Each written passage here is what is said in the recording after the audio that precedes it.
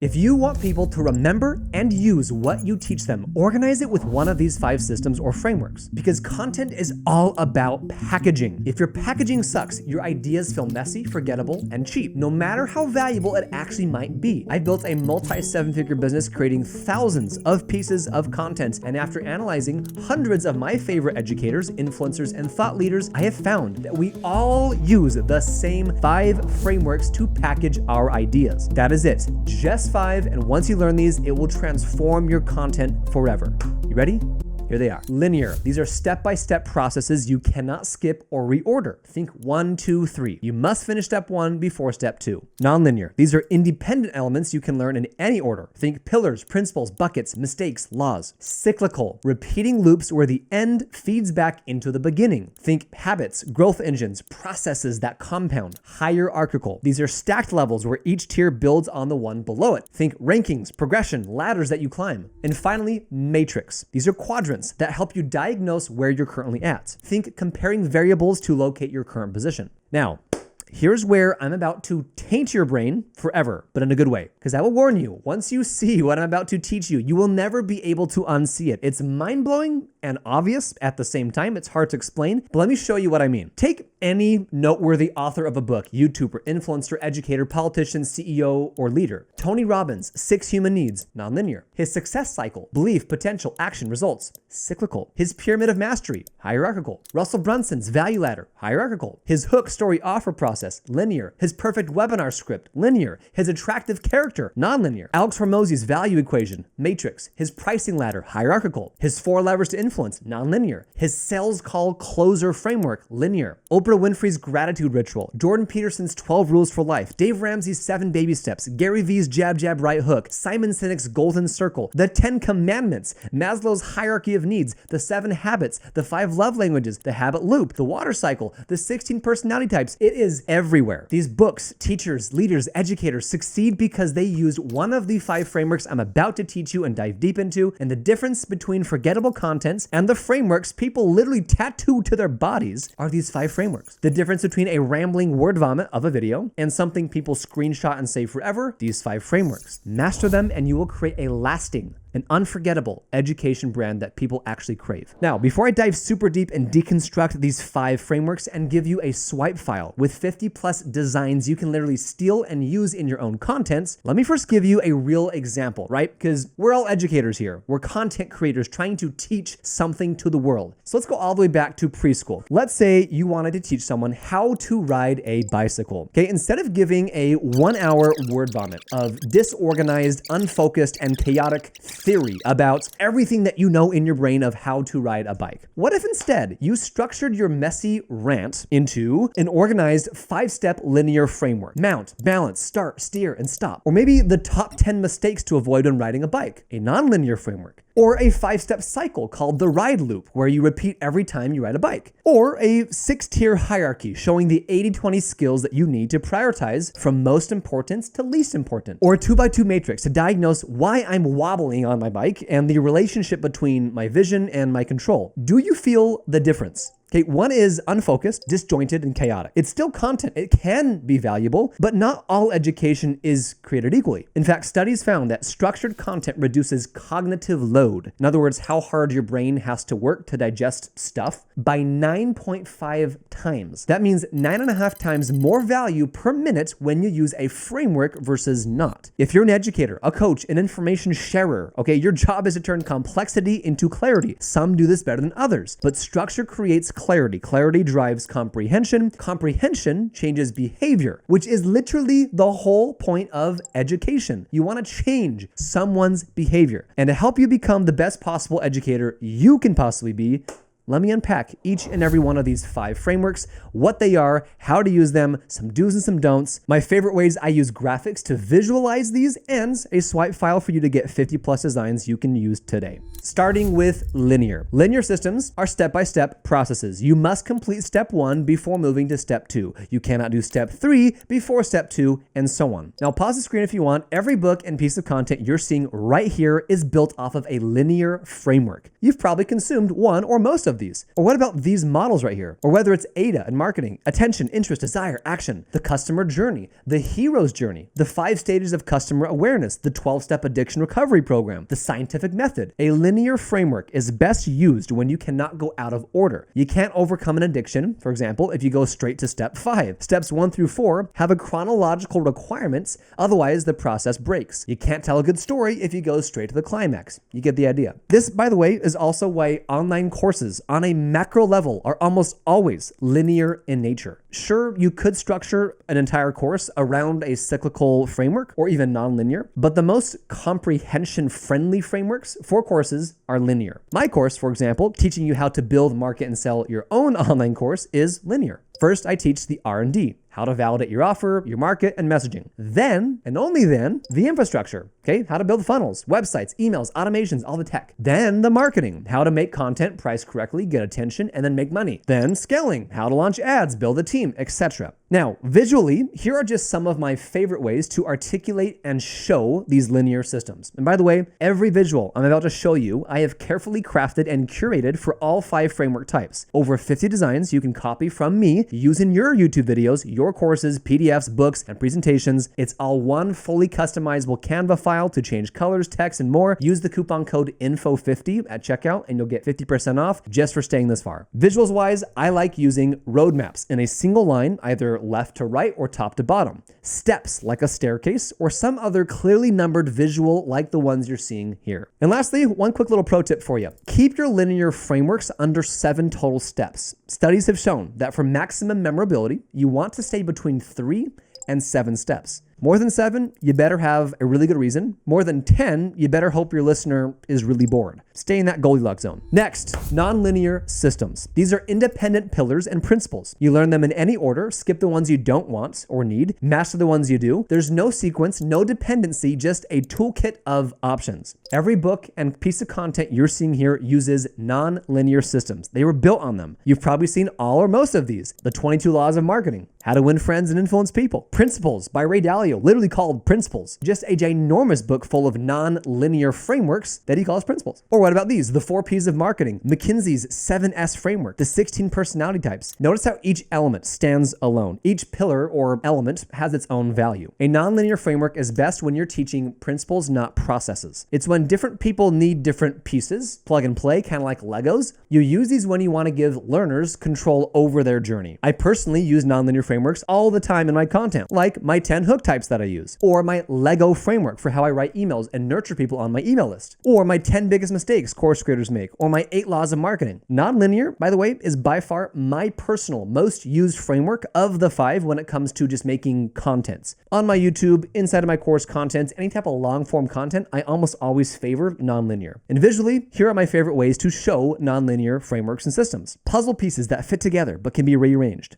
Legos, pillars, a hub and spoke wheel with options shooting out from the center, cards, buckets, and literally any type of icon like some options you're seeing here. Next, let's move on to cyclical. Cyclical systems are loops that repeat forever. The end feeds back into the beginning. Each cycle makes the next one stronger. Cyclical frameworks, unlike linear, are not about finishing, nor is it about giving you options and principles like nonlinear. It's about iterating. Every book and educational content you're seeing here on your screen was written and built upon a cyclical system. The Power of Habit, cue, routine, reward, back to cue. Essentialism, one of my favorite books, explore, eliminate, execute. The Lean Startup, PDCA, plan, do, check, act, repeats. Every one of them a cyclical framework. Or think even bigger, right? Amazon's business philosophy. Lower prices attract customers, which attracts sellers, which increase your selection, which attracts more customers, which drives growth, which then lowers costs, which enables even lower prices. That is a 7-step cyclical framework. Now, why would Jeff Bezos teach his employees or his partners that cyclical framework? Would it not have been easier for him to just say, hey guys, here's my general philosophy and principles, my brain dump about how to lower prices and get more customers? The framework is what packages the same idea, the same value, but at 9.5x's your comprehension level. It's structure. Now, visually, cyclical systems are all pretty much the same. It's the same concept, just artistically shown differently. You're almost always going to have circles with arrows showing the flow. Flywheel flywheels that spin, infinity loops, spirals that expand, and the rest is just other ways to, again, aesthetically show that as you're seeing here. Plenty of options. Next, we've got hierarchical systems. These are levels that build on one another. So you cannot reach level 5, for example, without mastering level 1. Each level includes everything below it. This is about progression, priority, and climbing. So hierarchical frameworks are not about moving through steps like linear is. It feels similar. It's different because it's about vertical progression, where the foundation supports everything above it. Every book you're seeing on your screen right now uses hierarchical frameworks as its main system for educating. The 5 levels of leadership: position, permission, production, people development, pinnacle, emotional intelligence, man's search for meaning. These are all hierarchical frameworks. There's also some classics: Maslow's hierarchy of needs, Bloom's taxonomy, remember, understand, apply, analyze, evaluate, create, Russell Brunson's value ladder, free, book, course, coaching, mastermind. You can find this in skill progressions, right? Belt systems in martial arts and karate, credit scores, military ranks, every certification program that ever existed. A hierarchical framework is best for showing progression, for gamification, for helping people see where they are and where they're going. It's also for making complex topics digestible by starting simple, right? The base level foundations, and then working up from there. I've used hierarchical systems in things like my ranking system for the best lead gens for course creators. Again, I could have just given you a big brain dump on just my philosophies around how to generate leads, but it's far more engaging, 9.5 times more engaging, by turning it into a hierarchical system. I use it for my 5 tiers of employees. I use this internally to train every one of my 18 full-time employees, encouraging them to become the top tier employee. Visually speaking, here's how I like to best show hierarchical frameworks. Pyramids with the foundation at the bottom, ladders that you climb rung by rung, mountains with base camps and summits, stacked blocks where each level sits on the one below. The key is having clear levels with obvious progression, and that's pretty much it. And then 5th, matrix systems. These are super fun and honestly not as used, but one of my favorites. Okay, these are used when 2 or more variables create quadrants, Venn diagrams, or heat maps. Matrix frameworks don't move you forward, give you options, repeat in cycles, or stack vertically. They instead plot you on a map of sorts.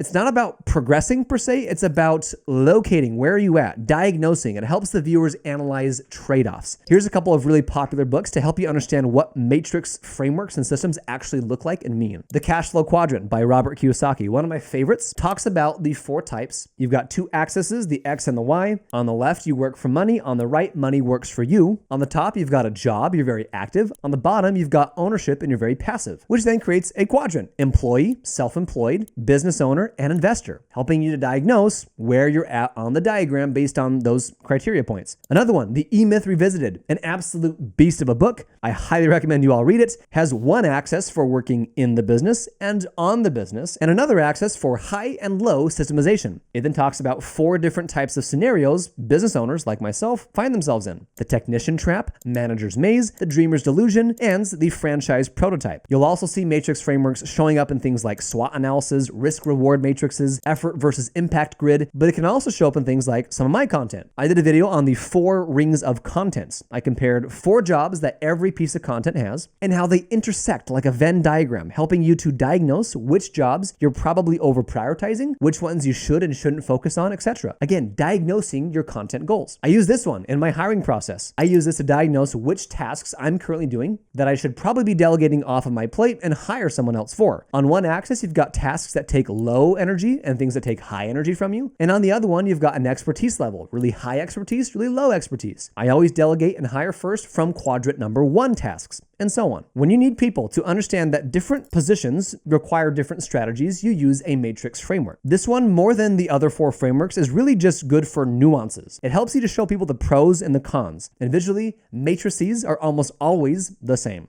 2x2 grids with clear axes. Sometimes they can be scatter plots or like heat maps if you're showing distribution, or Venn diagrams that intersect. Alrighty, so now that you understand and you've seen the 5 systems and frameworks in practice, here's how you actually use them, right? I've shared a whole bunch of theory up to this point, but theory alone is just noise if you don't actually leave this video with something tactical. So here's how to take those 5 system types and turn your content into gold. It is a 4-step process. Step 1 is to brain dump. Okay, you're gonna take everything that you know, everything you wanna say, and you're going to just dump it. Do not organize it. Get it all out, whatever you're trying to make a video, a course, course, a book, or any other piece of content on. A perfect example, I made this YouTube video a couple of weeks back, but before I made that, I first recorded a brain dump. This video was on the biggest mistakes that course creators are making. This was a 37-minute brain dump for me, and I just dumped my raw stream of consciousness. It's messy, it's word vomity, it's out of control, but we don't care about the quality or the structure at this point. It's just the quantity. It's trash. We're gonna sort through it all later. I like to brain dump with a software called loom.com, but you can just speak directly into any voice recording software. The only real mandatory requirement is that you can get a transcription out of it later. Step 2, you're gonna copy and paste this ginormous prompt into your AI tool of choice. Doesn't matter if it's Claude or ChatGPT, Perplexity, the millions of other softwares out there, and you can get this exact prompt by clicking the link in the description of this video. It's free, just tell me where to send it. And this prompt took me hours just to program effectively. And what it does is it takes your brain dump and it does the following. First, it's going to analyze your content, the brain dump, and it's going to run a pretty complex scoring system on the back end to try to figure out which of those 5 system types best fit your brain dump. And as you can see from my brain dump, it noticed that my video is mainly about mistakes that come in no particular order, so it would be a non-linear system. It explains why, and I've also programmed it to come up with the possible names. This could be a whole nother video by itself. There are actually 8 main naming conventions. All the best frameworks and systems have names. Sometimes you use acronyms.